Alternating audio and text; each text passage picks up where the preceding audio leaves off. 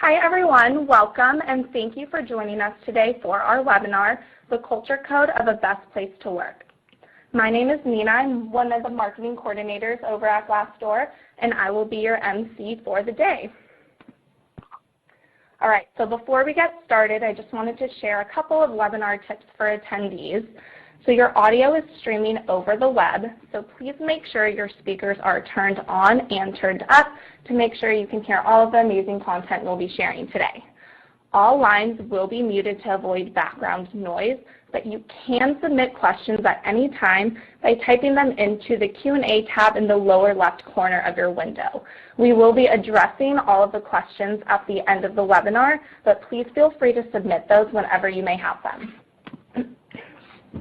For all you social butterflies out there, I'd like to invite you all to engage with us socially via Twitter using the hashtag BPTW, as we will be live tweeting throughout the webinar. Our social handle is at GD4Employers. That's GDFOR Employers, and you will see all speaker handles on the next slide as well. All right, so now I'd like to introduce our amazing speakers for the day. First, we have Juliandra Rittman, who is the Director of HR Talent Management at the Clorox Company. Hi, Nina. Thanks for having me. Hi, Juliandra. Thanks for joining us today. Next, we have Jim Conti, who is the Director of Talent at Sprout Social. Hi, Jim. Hello. How is everyone? Great. Thanks so much for joining us, and congratulations to both of you for being Best Place to Work winners this year. Super excited to see you on the list. And lastly, we have Lisa Holden, who's the Employer Communications Manager here at Glassdoor. So Lisa, I will let you take it away for us. Thanks, Nina, and hello and welcome to my fellow speakers and everyone who joined us on the line today. Thank you so much. Quickly, our agenda will be as follows. I'm going to give you a little rundown of Glassdoor and our Best Places to Work list, including the methodology of how we create it. And we're going to do a fun winner's spotlight where we hear from both the Clorox Company and Sprout Social about what it really takes to be a best place to work and some best practices that you can take home today. And I'll go over why this matters and some of the economic research behind it, and wrap up with some key takeaways. And like Nina mentioned, I'll give you a chance for some Q&A.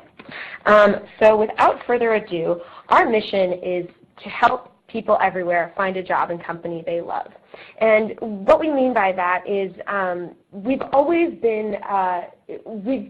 been trying to give people more information about workplaces as long as Glassdoor has been in existence.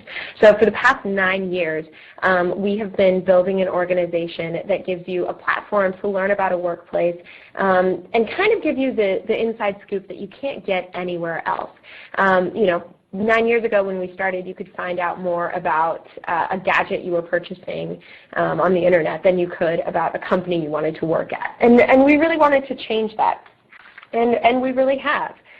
So currently, we're the second largest job site in the U.S., and we're featuring nearly all of the latest jobs that are available online.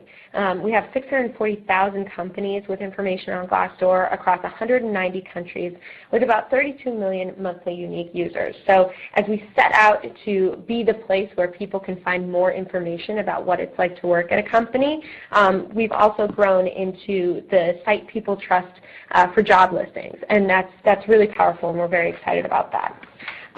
So now how the best places to work sort of came to be. We had all of this great data about companies and what it was really like to work there. And we really wanted to set an example for other companies focused on improving their own workplaces. And so we thought it made sense to sort of announce the leaders on an annual basis to sort of show other companies what success looks like when it comes to a positive workplace culture. And that's why we wanted to acknowledge the best of the best on an annual basis. And that's how the Best Places to Work list was born. So now for the methodology. You know that we announce the winners of the Best Places to Work every year, and we have winners among large companies in the U.S., small companies in the U.S., and across Canada, the UK, France, and Germany. But how do we actually go about deciding the winners and what's involved in that? So first I'll give you some basic criteria. The U.S. large companies need at least 75 Glassdoor approved reviews to be considered, and you can see the rest of the criteria from there. And this is what we call some of our basic criteria. And what I mean by that is we assess the quality, quantity, and consistency of the reviews that we get on Glassdoor annually. And so when we are pulling the list, the first thing we look for is making sure they have enough information to be considered. And so that's where you get these baseline criteria numbers. From there, which are quality, quantity, and consistency. What I mean by quality is company ratings and workplace factor ratings, along with the qualitative data in the pros and cons. We assess that for how high the ratings actually are, and we also look at the qualitative data to look for patterns. And we can see that in the patterns across the 640,000 companies we have across our site. When I'm talking about quantity, it's that baseline criteria that was on the previous slide. So companies need a base level number of reviews in order to be considered, and that allows us to really compare apples to apples. So it wouldn't be fair if we were to look at a company with 75 ratings versus a company with 5 ratings. So we try and make it even by setting those baseline criteria for quantity. And finally, consistency. We look at how the data performs over time and how it compares to patterns we see across our site. And once we assess for quality, quantity, and consistency, we put the qualifying companies through what we call a proprietary algorithm. And as you can imagine, I can't get into the full details on that in order to prevent gaming of the list, but I can give you a few more details. So when we go through our proprietary algorithm, this is something that our data scientists put all the data through, and they assess for those 3 factors that I mentioned on the previous slide. But in addition to this, I can also tell you that the awards take into account various types of employment status. So we look at full-time, part-time, contract, and freelance. However, intern company reviews have been excluded, and that's because being an intern somewhere is a very different experience than being an employee somewhere. So we take that out for the purposes of this list. And we also look at current and recently former employee feedback by location. So what I mean by that is if you're sharing a piece of feedback on Glassdoor, you can share it about a company that you worked with up to 5 years prior to you sharing it. And that's because we're interested in not only the company you work at now, but also companies you've worked at in the past. But we do set that 5-year cap so that we're not looking so far back that we may have an inaccurate representation of how the company is today. And that's Glassdoor's basic standard. For the purposes of this list, because it's annual, we are really interested in a shorter time frame. So we will look at current employee feedback and recently former, so employed within the past year. And that allows us to get a more recent picture of what the company is really like. So for some common myths, the most common myths that we hear are that you need to be in tech to be on this list, you need to be a large company, and that you can't be on the list because your company doesn't provide extravagant perks. And the truth is that these are really just myths. They can't be dispelled by the two, and they can be dispelled by the 2 amazing winners that we have on the line today. The reality is that a majority of the winning companies this past year are not tech companies. And at Glassdoor, we don't just honor large companies. Like I mentioned, we have a list for large companies in the U.S. and SMBs in the U.S. And as we gather more data, we can slice and dice even more finely in the future. And lastly, being a great company isn't all about perks. Other factors like career growth opportunities or transparency of your senior leadership team can have a tremendous impact on your employee satisfaction. And I'm going to show you some data soon that really proves this point. So now that we've covered an overview of the award, I want to turn the conversation over to our winners. So what we've done here is we've pulled some common traits among the winners, and we have both the Clorox company and Sprout Social on the line to share what they've done at their respective companies to shape a culture that makes them a best place to work, and how these attributes in turn make them irresistible to candidates. So what I'll do now is introduce the first trait, which is a mission to believe in.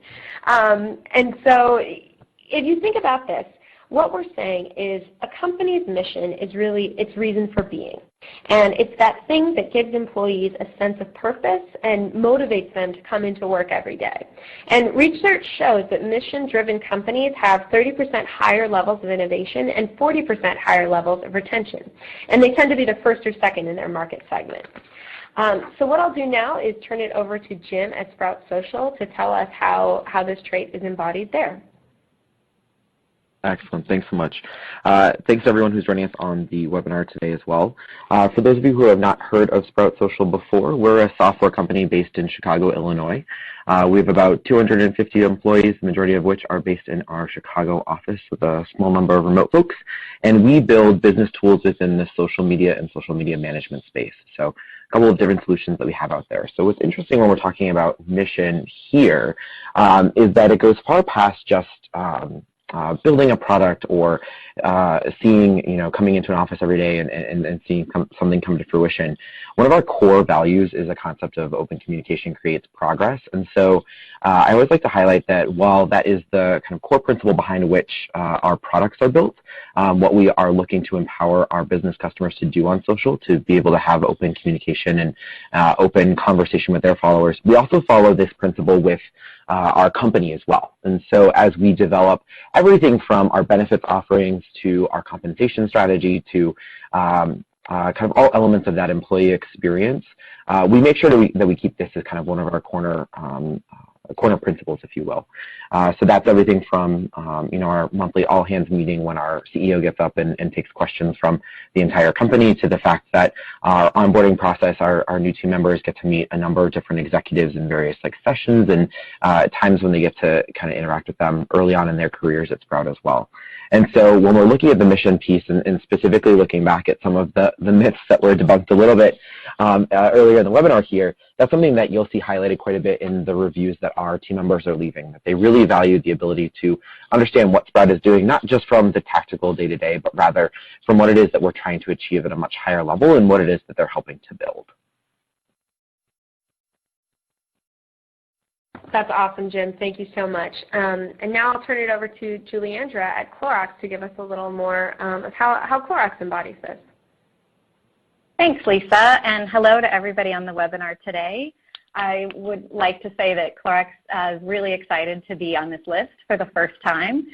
We're a 103-year-old company, so we're not a new organization, but it's a great first-time recognition for us. And for those of you probably all familiar with the Clorox, know it as a bleach and household cleaning products company, but we have a lot of other products, and as a consumer products company, brands like Glad, Kingsford Charcoal, Hidden Valley Ranch, Brita water filters, and Burt's Bees. So a lot of brands that are actually not just about cleaning, and we have 7,700 employees around the globe, but we are based here in the Bay Area of California. So with regard to our mission, this is our mission statement. We make everyday life better every day. And for a 103-year-old company to have a really constant purpose and mission is really important to our employees and to our culture. So we try to weave this mission into both our communications internally and externally.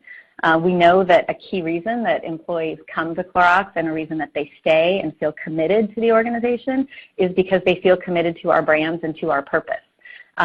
So we define our purpose as giving our consumer, we define that as she, giving her a better, easier, healthier day. And when you can help our employees connect to why they do the work that they do, it's really important, we find, for maintaining a strong culture. So we're finding that this purpose really resonates with people.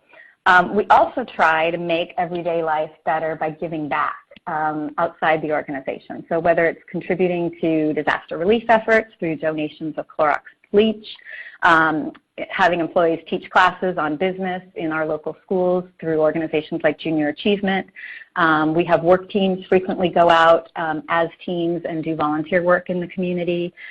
We also do lots of fundraising for arts and education in our local communities. So it's also really important for employees to know that Clorox is committed to help protect and enrich the communities around us. Thank you, Juliandra. I think that's so important, and it leads so beautifully into the next trait, which is to create a meaningful impact, which you touched on in the last slide. And what I mean by this is to create an impact of positive, neutral, and negative employer reviews. When we look at the reviews on Glassdoor among winning companies, we see that these companies are affecting people's lives for the better. And we see that in people talking about the pros and cons of what it's like to work there. And we also see it show up in the kind of benefits they offer, you know, giving people time off to give back to their local communities and things like that. And interestingly, I want to share a study that was published by some researchers in Spain who whether online employee reviews influence job seekers' opinions of an employer. And it finds that they do. And in addition to how online employee reviews influence people applying to jobs, the study also finds reviews carry salary implications as well. And this is really huge when you're thinking about the importance of having a positive culture and having that positive culture show up in the reviews about your company. Participants in the study who were shown positive employee reviews actually said that they would require a smaller paycheck to work for that company versus a company with more negative reviews. And this is huge because it doesn't mean if you're an awesome place to work, you should undercut people. What it means is that being an awesome place to work is so valuable in it of itself that people will literally accept less money to be a part of it. And that's how hungry candidates are for companies that truly embrace workplace culture and want to be a best place to work. So it's really important to make sure that you're creating meaningful impact for your employees. Jim, how do you see this? How do you see this at Sprout Social? Yeah, it's a great point to make here. Juliandra talked a little bit in her last piece around seeing impact outside of the four walls of the office. I think this is something that echoes strong with Sprout as well.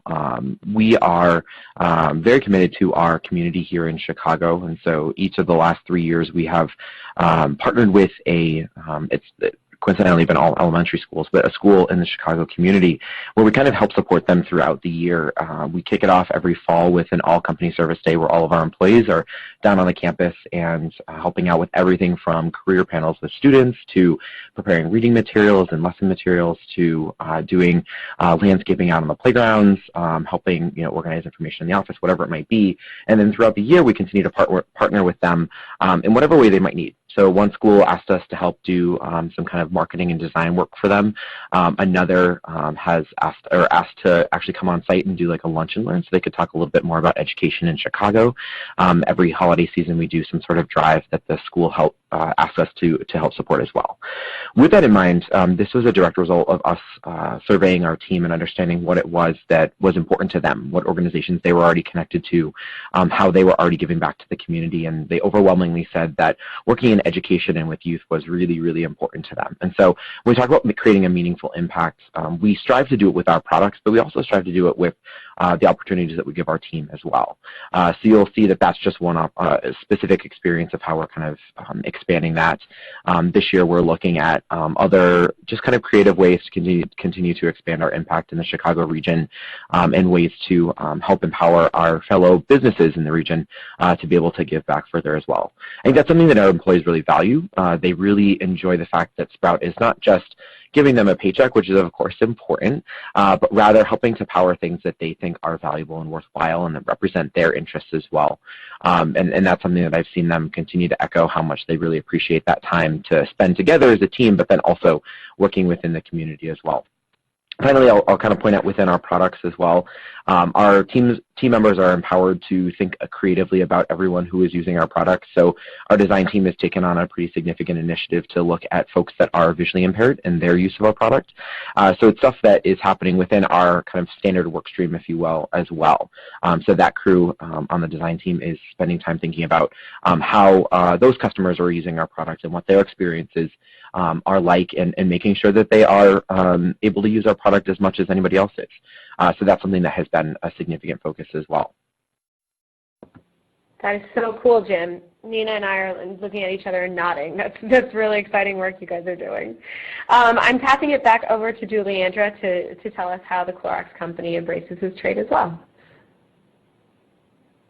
Great. Thank you, Lisa. I want to talk a little bit about this idea of making an impact, not so much as I was talking before about making an impact in the community and in the world through our brands and our purpose, but through our employees having an opportunity to make an impact in the organization on the work that they do and hopefully outside of the specific roles that they're in. So this is something that when we did work on our employer brand a few years ago, we learned from our employees that making an impact on the organization is as important a reason why they stay as is our values, the people they work with, and our brands. So we know that this is something that we need to continue to reinforce and give opportunities for employees to feel like they're making an impact. We feel like our company size can reinforce opportunities for every employee to do meaningful work and to make an impact compared to our competitors, which tend to be much larger consumer products companies. We try to use our smaller size to foster things like company-wide innovation challenges, hackathons, and a lot of rotational assignments inside the company, and as well as opportunities that provide employees direct access to our leaders. So we spend a lot of time trying to make sure that people feel like they're not stuck in a certain part of the organization and they have opportunities to do different things. We also promote an environment where we tell everyone that they are expected to be a leader and they're expected to have a direct impact on our business growth. We promote a leadership culture. We have a leadership model that is applicable to every level of the organization, and we expect that employees can be empowered to act as leaders, challenge the way things are done, bring their diverse experiences, and really bring their best ideas to our businesses. That's really inspiring. No, thank you so much. That's really inspiring because it's so much more than a job, right? These are our careers. This is where we spend more than a third of our life. And so to know that we're giving back to a community is really important, and it makes us feel good and feel like we're doing important work, whether it's working on, the latest chapstick or, the latest social software or helping people find jobs they love. The next trait is about empowering your people by embracing transparency. And what I mean by this is no one wants to say what's wrong, but when you truly embrace transparency, you're embracing a level of honesty that employees and candidates alike really notice and care about. We know from survey data that we've done on our own site that 90% of job seekers say it's important to work for a company that embraces transparency. And we really find this to be true among best places to work. Obviously, these companies have enough data on Glassdoor to be considered, which means they must have done at least some level of encouraging employees to share feedback on Glassdoor, or at least if they haven't actively encouraged it, they've at least had some kind of presence there typically. And when you embrace transparency, you send a message, publicly to job seekers, current employees, even your competitors, that you're okay being honest about what's working and what's not working, and you're just looking to make it better. And best places to work are companies that tend to really get this right. So Jim, I'd love to hear your take on how you guys are getting this right at Sprout Social. Yeah, I think I'll be the first one to say that getting it right today does not mean that we're getting it right tomorrow. It's something that has to continue to evolve and evolve with our employee population. The reality is that when I started at Sprout about 4 years ago, we were about 55 employees. And so now that we're north of 250, what communication and transparency looks like today is different than what it did a couple years ago. And so with this in mind, it's about continuing to find ways to listen to your employees, whatever avenue that it is that they are using and however they're giving that feedback, and making sure that you are valuing that feedback. A couple of things that I think of here is in terms of what we've done here at Sprout. First, Juliandra ended her last little piece here talking about diverse perspectives. I don't think that it can be underscored enough the value of embracing diversity and inclusion within the organization and creating a space for employees to not just be able to bring their authentic selves, but to feel like that voice is heard. For us here at Sprout, that takes on a number of different faces. I mentioned our all-hands meeting, which happens once a month, which is one way. We have several internal tools, both a Google form and then also an email alias that employees can submit feedback at any time, either anonymous or not. It's up to them.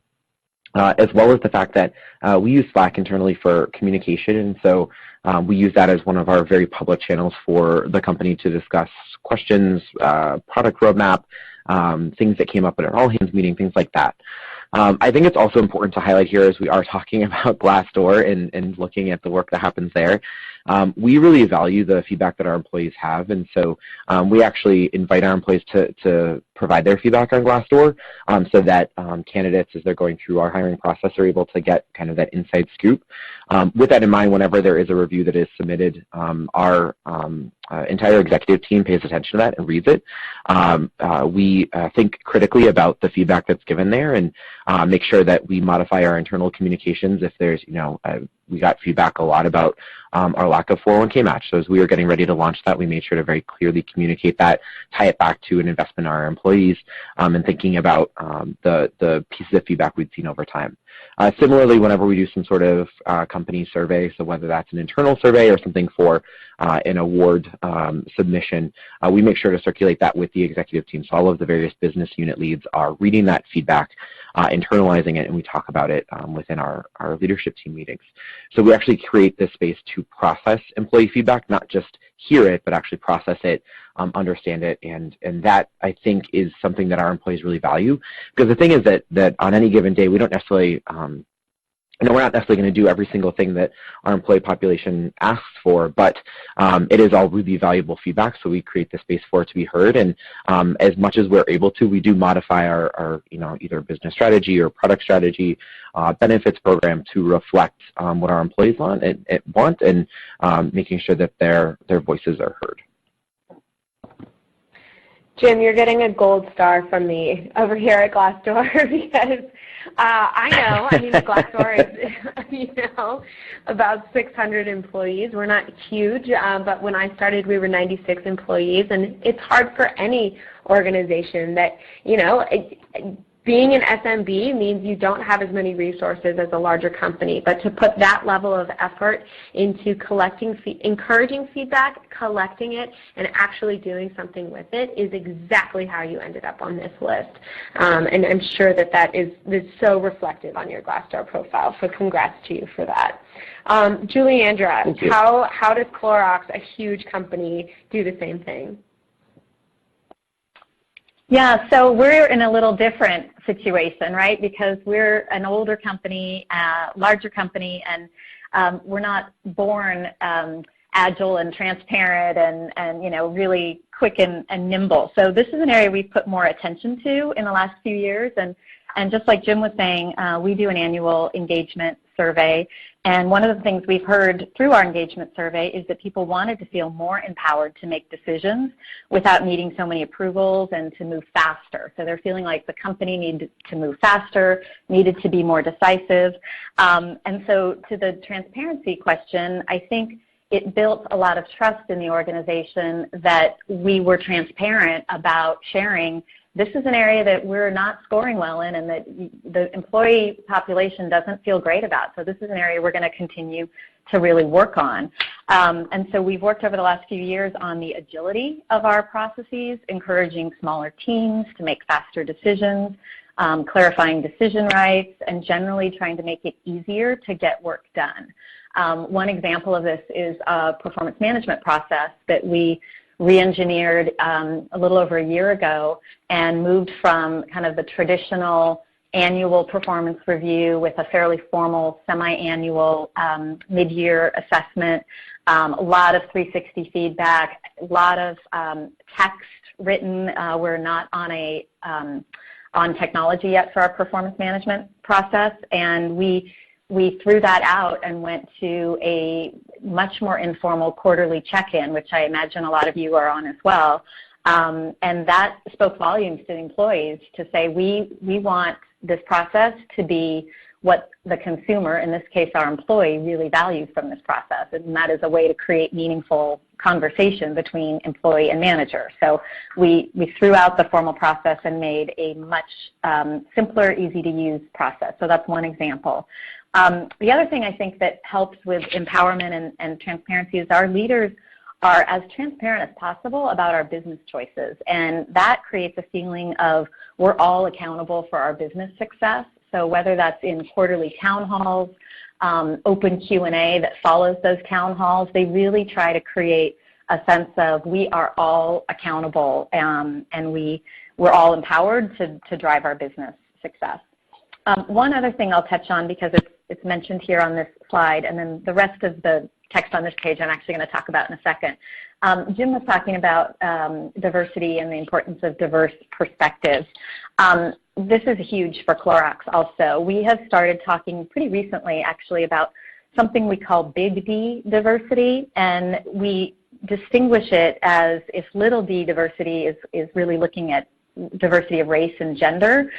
Big D diversity is looking at diversity of experiences, thinking styles, age, religion, geographic location, all the other things that really create a diverse population. And we believe really strongly, and our senior leaders and are really strongly in support of this, that that kind of diversity is what will really give us a really inclusive culture and drive innovation and growth. And that's the reason that we want a diverse population, is really to be driving innovation and growth. So that, I think, leads directly to greater empowerment too. Exactly. You couldn't have set me up better, Juliandra. The next trait is so perfectly aligned with this, and it encourages companies to challenge how things are done. And Juliandra did such a great job explaining that on the previous slide, where even if you're a large company that has been doing something the same way for 100 years, there's still opportunity to make improvements, whether it's to the performance review process or something else at your organization. So having the mentality to challenge how things are done sets up a culture of innovation, and that's what's so powerful, and that's what we see in the reviews over and over about winning companies, is that these aren't companies that are content to do something just because it has worked in the past. And that level of innovation really fosters an excitement among employees that we see over and over in the reviews themselves. So Jim, back to you. How are we challenging how things are done at Sprout Social? Yeah, so this is one of the fun points where Sprout and Clorox get to kind of stand at other sides of the table and say, like, well, let's chat about this.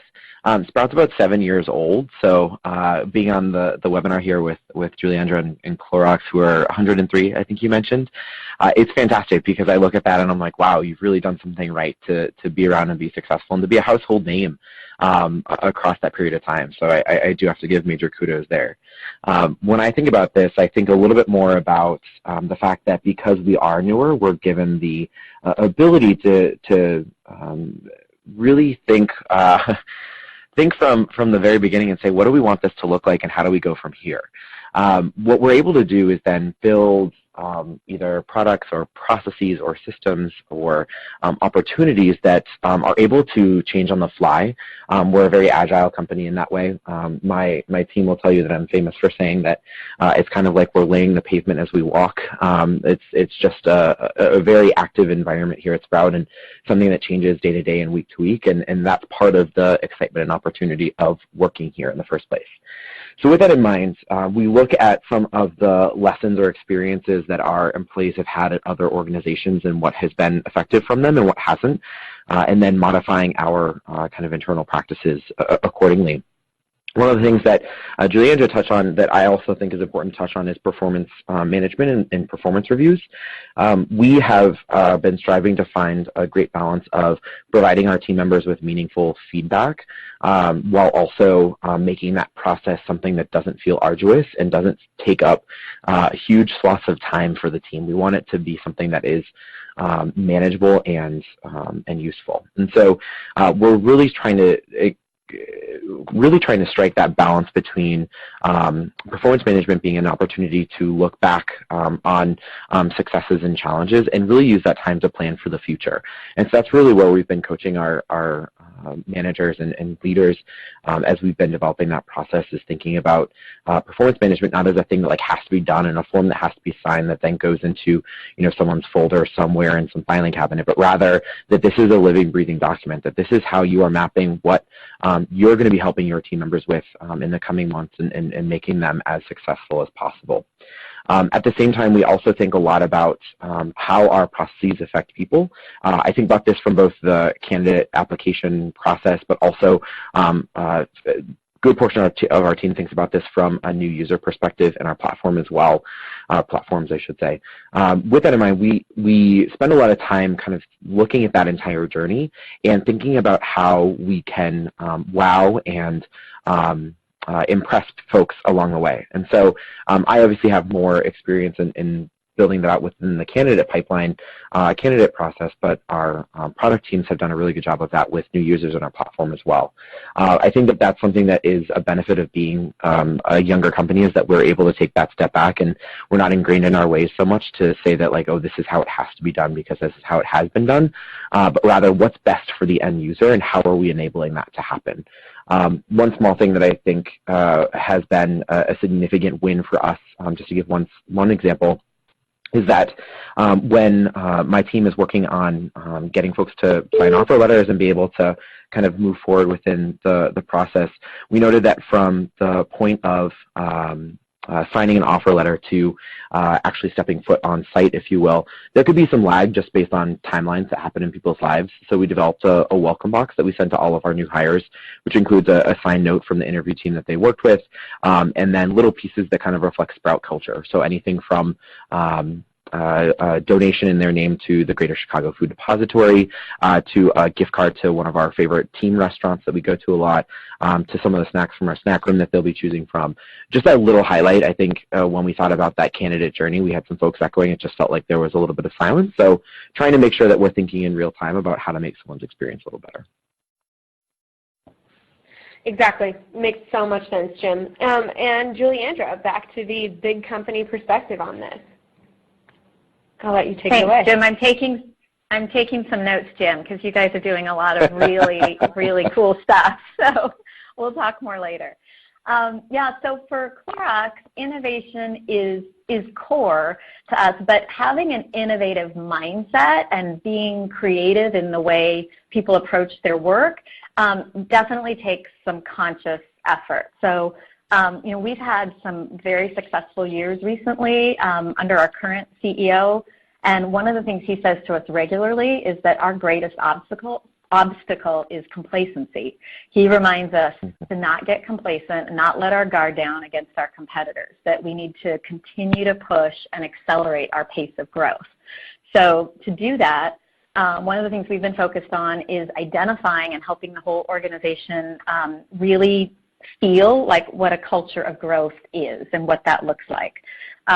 When it comes to innovation specifically, and related to the quote that was actually in the last section, we are doing a lot of work over the last couple of years to invite everybody to contribute to our business growth through 5 specific calls to action. And those are actually on the previous slide, but I'll just share them with you. It's putting the consumer first, being curious, embracing change, thinking boldly, and acting like an owner.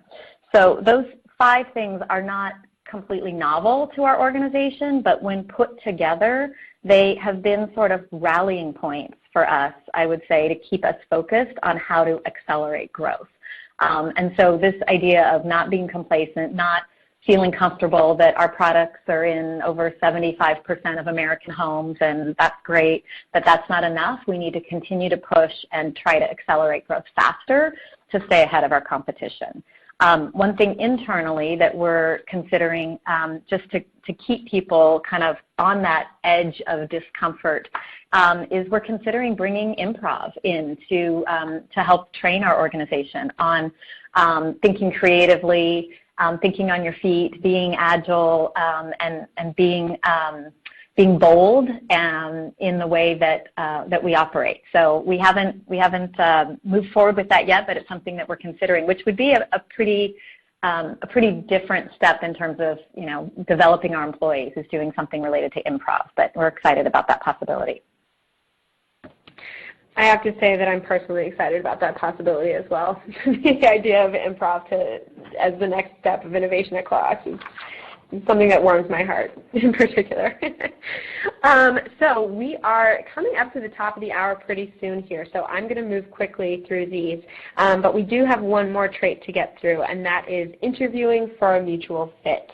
And we have isolated a Brandon Hall Group survey that found 95% of organizations admit to making bad hires. And these decisions can cost organizations hundreds of thousands of dollars. And we know this to be true at Glassdoor. There isn't a company out there that hasn't made a bad hire and made that mistake once or twice. But we find that specifically best places to work have cracked the code on interviewing because it's a mutual interview process. They are being transparent about their pros and cons of the organization, and they are asking for the same from the candidates. And so what they end up with is interview processes that aren't a breeze. They aren't necessarily the easiest interview anyone's ever done, but they are clear and they are a little bit difficult, and they're showing people who they really are, and they ask for the same in return. And I do want to be clear that the interview data that Glassdoor collects is not a data point that our methodology requires in order to make the list, but we do see that quality places to work tend to be really good at this interview thing. So Jim, tell us how you do this at Sprout. Yeah, so you basically took a page right out of our playbook. We really consider the interview process as much about the candidate getting to know us as us getting to know the candidate. With the concept of mutual fit or culture fit, it's a very important thing. It's also a very sticky thing, especially when thinking about it from the lens of diversity and inclusion. You want to make sure that your interview process has space for all candidates to be successful who are qualified for a job, not just a few who have a very similar background to the hiring team or something like that. So when I look at this and when I think about this, the couple of places where my team focuses first is making sure that candidates are able to take advantage of any publicly available information. So we really point them to our Glassdoor page as a place where they are able to get open and honest feedback from our employees. We also point them to our social media profiles. You know, we'll kind of highlight for them, hey, our Instagram account is a little bit more about kind of culture and people. Our, Facebook and Twitter accounts tend to be a little bit more product oriented. Being able to make sure that they are able to see kind of the voice of the brand and see themselves represented within Sprout as well. When they're on site, we create a lot of space for them to be able to ask questions. We want to make sure that they understand well the role in the team that they are interviewing with, and that's a piece of the puzzle that we spend a fair amount of time with our interview teams working on. We want to make sure that they have the time to be able to assess and make sure the person has the skill set or technical background or whatever it might be, but at the same time that those candidates are also getting to spend some time understanding who it is that they would be working with. What do those working styles look like? Do they mesh? Would that be a fit for them, and that they can ask lots of questions about that? That's a priority that we have within our process. So our candidates often get to the end and say, I don't think I have anything else I could possibly want to ask, but I appreciate it. And that's a good problem to have. We want to make sure they have kind of every corner of the world answered for them. The last thing that I'll put here in terms of thinking about mutual fit within the interview process is that I mentioned this before about another piece of this, but Sprout is far from perfect. We have a long way to go to continue to build our business and our company. We have a lot that we want to do from a product perspective, from a company and cultural perspective. And so with that in mind, when a candidate asks me, what would I improve about Sprout, or what are the things that I think about, that keep me up at night type of thing, I'm really honest with those answers. There are, certainly pieces that are low-hanging fruit. You can be like, yeah, we're growing fast, so communication is hard. But what does that actually mean? How are you actually trying to solve that problem rather than just kind of, offering the thing that is easy to answer versus the thing that is actually hard, the thing that is actually a challenge that you have to think about. And so we make sure that we are as open with our candidates as possible. I have the pleasure of interviewing engineering managers, and I partner with one of the directors on our engineering team for those, and it's fascinating for me to hear them talk about the technical challenges that potential manager would be facing with Sprout. What are the issues with scale or usability that we're looking at, and what are we trying right now that's not working? And it's really cool to hear them talk transparently with candidates about that experience, and I'm talking about performance management, and I just mentioned that before, how we're trying to get this to a place of making it a good experience for our people that is useful feedback, and that's not easy to do, especially when you're trying to get that to permeate through however many dozen managers we have at this point in our size. So there's as much about this being about the actual interview itself and their experience sitting down with team members as it is preparation for that interview, working on all of the kind of recruitment marketing pieces, but then also that time that they get to spend as a candidate getting to interview you and the team and the product and the company as well. Really important kind of elements there. That makes so much sense, Jim, when you talk about what's working, what's not working, and that third piece really is what we're trying to do to fix it. So well said. Juliandra, back over to you. At Clorox, how do we see this come up there? Yeah, so similar to what you, Lisa, and Jim have both said, that we do want this to be a mutual process, and we also want to make sure that candidates feel really well educated on the organization, and we're finding candidates are much better educated now before they even walk in the door. So through things like Glassdoor, they're getting educated on the company. Through things like LinkedIn, they're getting educated on the people that they're interviewing with. So we are also seeing that people are coming in with a lot of information, and then that prompts often a different kind of conversation during the interview, which we think is great. We want to make sure that we find people who will be on this growth journey with us. So we want to find people who are not coming into a role and that's all they want to fulfill. So kind of all the things that we've talked about before. We want people who are interested in, different experiences around the organization and getting involved and making an impact and being involved in things outside the organization.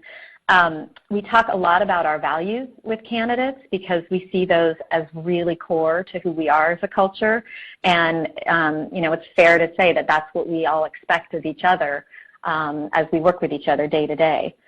We also want candidates to know about our commitment to diversity, our commitment to corporate responsibility, the way we feel about employee wellness, things like work-life balance. So there's a lot to the conversation that goes beyond the job description and the qualifications and the work that the individual will be doing.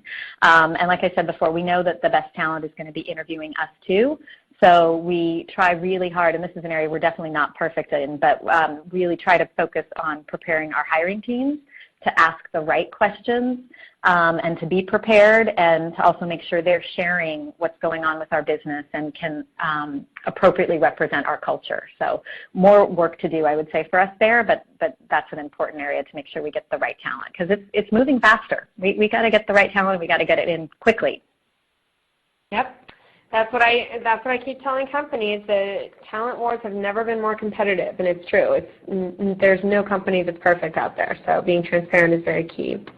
I'm going to shift the conversation a bit to, come away from these traits and wrap this up with giving you a sense of why this matters and the effect that culture really has on your organizations. And just a quick note, I want to let you guys know we are coming up on the hour, but we can stay a couple minutes over to answer some of your questions since we did lose audio there for a second. So why does striving to be a best place to work really matter? It's not just about making the list. And I've said this before and I'll say it again. It's not even about being a best place to work because it's the right thing to do. Your efforts to improve culture in your workplace can have real lasting effects on your organization, and I don't just mean among your employees. In fact, our chief economist, he wanted to find out what drives company satisfaction, and he had a lot of great data to work with. So he looked at the overall satisfaction ratings across Glassdoor, and he compared them to workplace factor ratings that we collect data on as well. And when we look at the data, we find that salary ends up not being the main driver of satisfaction. And in fact, as you can see here on this chart, it's not even at the top, it's towards the bottom. What bubbles up to the top are the most important factors that influence workplace satisfaction, and those are culture and values, senior leadership, and career opportunities. And that makes so much sense because these are the elements that really drive you on a day-to-day basis. Of course, we need a salary. We need to be able to buy a house and feed our kids, but what keeps us motivated every day, those are those top 3 factors. And we did another study on this where we looked at the relative value of best places to work and their stock portfolios versus the S&P 500. And we found that we look at the public companies that have won Glassdoor's Best Places to Work list. In aggregate, they actually outperformed the S&P by 122%. And probably not surprising, some of the lowest rated companies on Glassdoor underperform the S&P by almost 30%.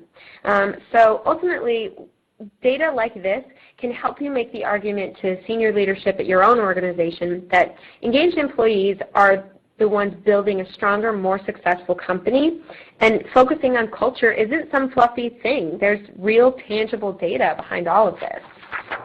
And so when you walk away from this webinar and you think about how to implement some of these findings in your day-to-day and your practices at your own organization, I encourage you to keep in mind these top takeaways, which are focus on company culture. So really assess where your company is today and look for areas for improvement.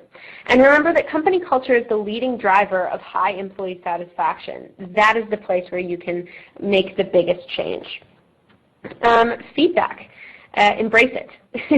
Encourage employee feedback on what's working well and what needs improvement. And like Jim mentioned, the next step is to turn this feedback into action. So maintain and boost what's working well and make changes to improve what isn't.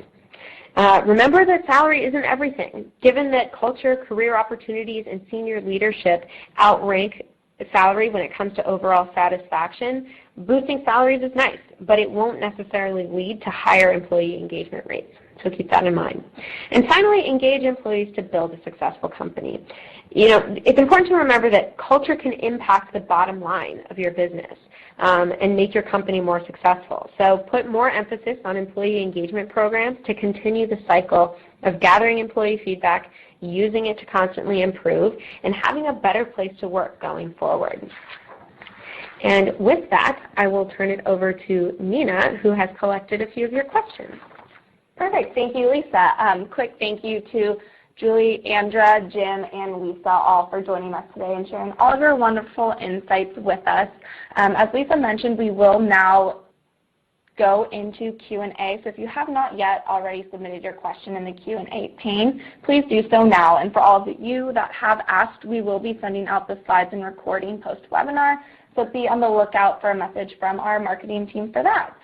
All right, so the first question that we have, Juliandra, this one is actually directed at you, and the question is, as a large company, how do you reach all of your employees and help them feel engaged?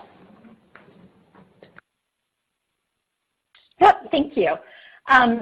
So we help our employees feel engaged, I would say, by doing a global engagement survey. So we make a pretty big deal about our survey and really push to say we want everyone's voice to be heard. We get a 79% participation rate from our survey. That's been over several years. So employees definitely take the opportunity to be heard and respond to that survey, which includes open comments. And then we look at those results a whole number of ways. So locally, by geography, by manager, cross demographics, a whole number of ways. Other than that, I would say we do these global town halls. We do things like leader roundtables, specifically focused on the growth culture calls to action that I mentioned earlier. So we're doing a lot more virtual events that employees around the world can just join virtually or join recorded sessions. I would say it's still a challenge, though. Dealing with time zones and dealing with imperfect technology, it's still a challenge. And I think the personal touch is what we hear that employees outside the U.S. Really value. So when we have typically leaders who are traveling around and they spend the time to really have lunch with a team in an office and really ask open questions about how things are going and what is it that you'd like to know about. Those kinds of things really engage people more personally too. Perfect. Thanks, Juliandra. The next question we have, I'm going to point this one to Jim, but Lisa and Juliandra, please feel free to chime in as well. The question is, what are some natural ways to solicit feedback from your employees to write reviews on Glassdoor? Yeah, it's a great question. So what we'll do is we'll typically look at milestones within an employee's experience. So usually around 6 months in for new hires, and then at any sort of annual anniversary, we'll send notifications to the team. Within those notifications, we'll always highlight how much we appreciate the fact that they are part of the team. We appreciate their feedback. If they are open to it, the Glassdoor review is a possibility, but really emphasizing within that the kind of open communication that we celebrate is something that is very much present and that we would love for them to take advantage of. So highlighting, if you want to sit down and talk about anything, please let us know. Additionally, with new hires, our talent team, the recruiter that you worked with before you became an employee, has check-ins, 3 check-ins within your first 90 days where they're sitting down with you and hearing about your feedback and your experience to make sure that, one, you're continuing to develop that relationship with that member of the talent team, 2, that you have an advocate who you've been working with since the very beginning, and 3, that if there's anything that we need to inform within our strategy, messaging, any of those pieces, that our talent team is bringing that back to the table for us to discuss as well. Other than that, there's a very strong priority for us to get feedback from our team. And so while Glassdoor is a fantastic avenue for that to happen, and it really helps within the application process for our kind of external parties, our external candidates, it's really important internally. So from our CEO down, there's a strong emphasis on if anyone ever has feedback or wants to talk about something, that door is always open. So that the Glassdoor piece, it feels like a natural extension of who we are and how we already talk about these pieces with our team members. Awesome. Thanks, Jim. The next question we have is about the award itself. So Lisa, I'll pass it to you. The question is, does the company need to actually register for this award? Nope, there is no submission process. You simply encourage employees to share feedback on Glassdoor, and that is how we collect the data and ultimately announce the winners. So in theory, a company could win without even knowing about Glassdoor. If employees post enough content and that company outranks others, that's how they make the list. Awesome. Thanks, Lisa. The next question that we have, this one I'm going to direct to both Jim and Juliandra, so whoever wants to take it first, please do, but it's something that both of you spoke heavily about in your statements earlier. The question is, how do you get employees excited about volunteering?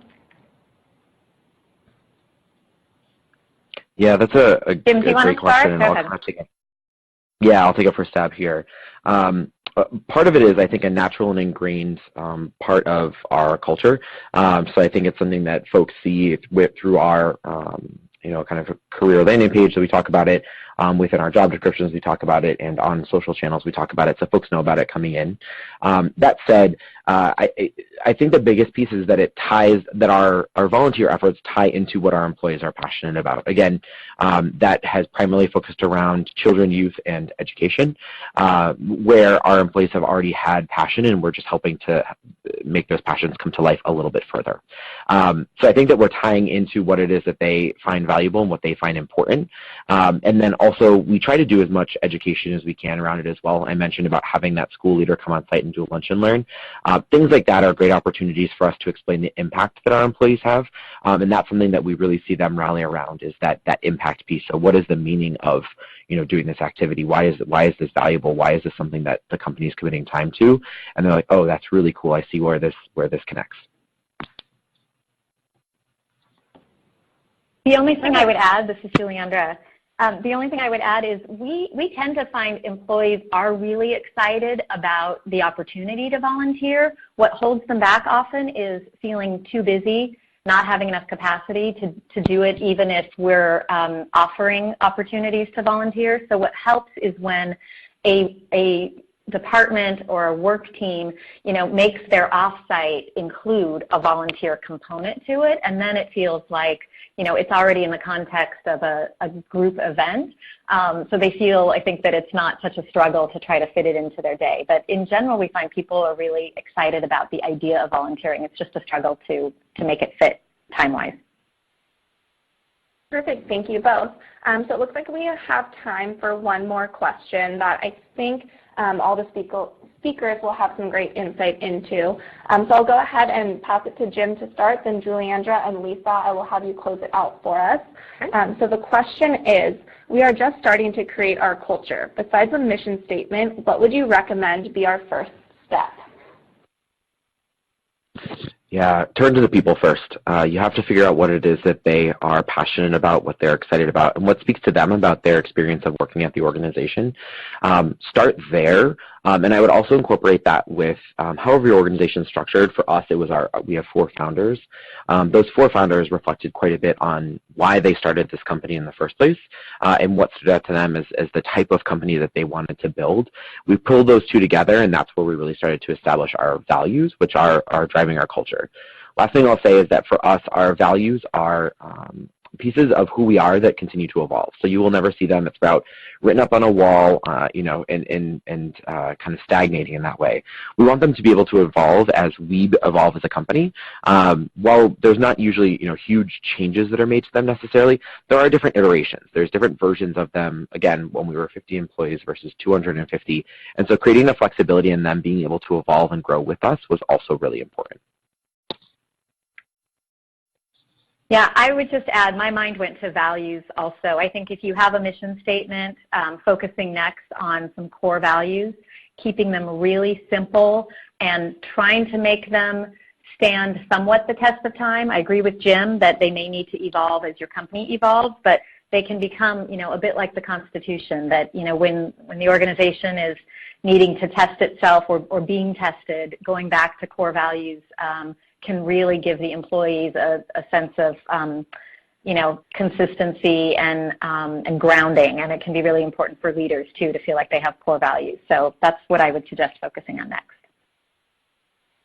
Before either of you started talking, I wrote down values. So I think we're all on the same page with the fact that values are really what dictate your mission here.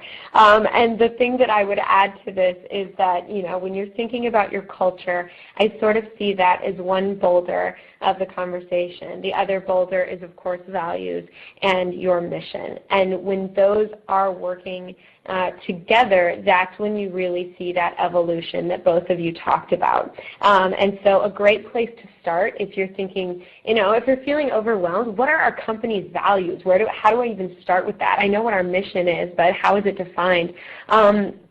Sure, you could go to your CEO or your senior leadership team, or you could use this as a great opportunity for employee engagement and consider sending around a survey where you ask people what words come to mind when they think about their values as they pertain to the organization, or what they think the organization's values are overall. And if you can collect that survey data and bring that back to your senior leadership team and say, we need to define our values based on what our employees have collectively said, that's how you start to form that culture that is really built by the people who are currently there and kind of has the fluidity to evolve over time as you do this every few years or every 6 months or however often you do it. So remember those boulders, mission, values, and culture, and the fact that they all work together, and constantly look for ways to encourage employee feedback and making your entire workforce part of the conversation and the effort to move your company in a positive direction when it comes to your culture.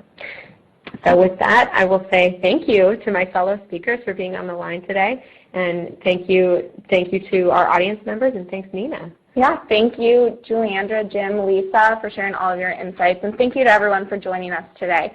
So with that, we will let you all go, and we'll catch you next time. Have a great day, everyone. Thank you.